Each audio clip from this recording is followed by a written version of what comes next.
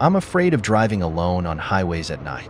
If someone asks why I'm afraid or what I'm scared of, I'd say the simplest answer is that I'm afraid of robbers and ghosts.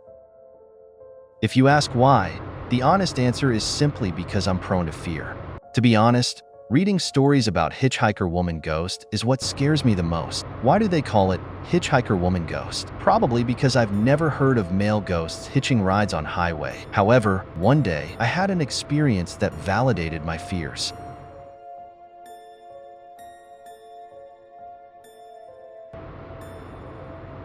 I had gone to Mandalay for work, and on my way back, an urgent matter forced me to drive back to Yangon late at night, all alone. As I said before, I'm terrified of driving at night, but with no companion, I had no choice but to cautiously drive down the highway. I was driving slowly because it was raining lightly throughout the journey. On that day, the highway was unusually empty. I kept looking ahead and behind, hoping to see another car, but not a single vehicle was in sight. I kept wishing for just one car to accompany me, but that wish wasn't granted. The dark highway felt like it was just me and my car. Being someone prone to fear, I was reciting prayers the entire time as I drove. Still, no matter how much I prayed, the fear didn't go away. While I was nervously driving, someone suddenly dashed across the front of my car, forcing me to slam on the brakes. Had someone been standing on the road, I wouldn't have stopped in time. But since the person ran out suddenly, I managed to brake and stop the car.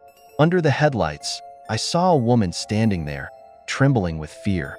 At first, I was quite startled. But upon closer look, I realized it wasn't a ghost.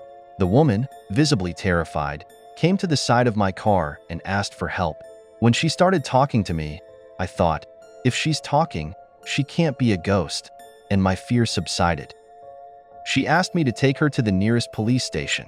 I agreed to help her and started driving toward the station. The girl's face was so pale that it looked like there was no blood left in her. Once she got into the car, she began telling me her terrifying experience. She said she lived in Langtharia, Yangon, but was lured by a broker promising her a job in China.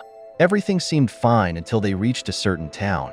Instead of continuing down the highway, the car she was in drove into a large compound. Since it was nighttime and she was drowsy, she didn't realize where she was. She admitted she was naive and didn't notice anything suspicious until they reached the compound.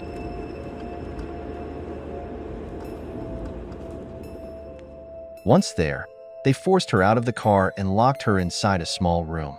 It was then that she realized she had been trafficked. However, it was already too late. Since the door was tightly shut and locked from the outside, she thought there was no way to escape from the room, and she broke down in tears, crying bitterly. From that day on, her life became a living hell. She was kept in the small room all the time and was subjected to abuse. If she resisted, they would beat her. For her, those were truly days of torment. However, she never gave up hope that she would escape someday. One day, she finally got her chance. When the man who was guarding her left after beating her, she lost consciousness from the pain. When she woke up, she noticed the door to her small room was mysteriously open. Not wasting any time, she bolted out of the room and ran as fast as she could, not even knowing where she was going. Eventually, she found herself on the highway, where she almost got hit by my car. As I listened to her story, the rain had stopped, but the highway was still wet. I continued driving cautiously, focused on the road. Neither of us spoke after that, and about 5 minutes later, we reached a police station on the highway. I stopped the car and got out, but when I didn't hear the woman getting out, I looked back into the car and was shocked to find that she was no longer there. Frightened, I ran into the police station and told the officer on duty everything that had happened. The officer then told me that this wasn't the first time someone had reported such an encounter. He explained that the woman's body was never found, nor were the traffickers arrested.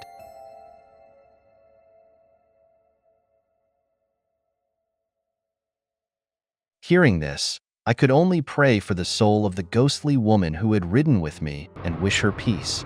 Then, reciting prayers, I nervously drove back toward Yangon.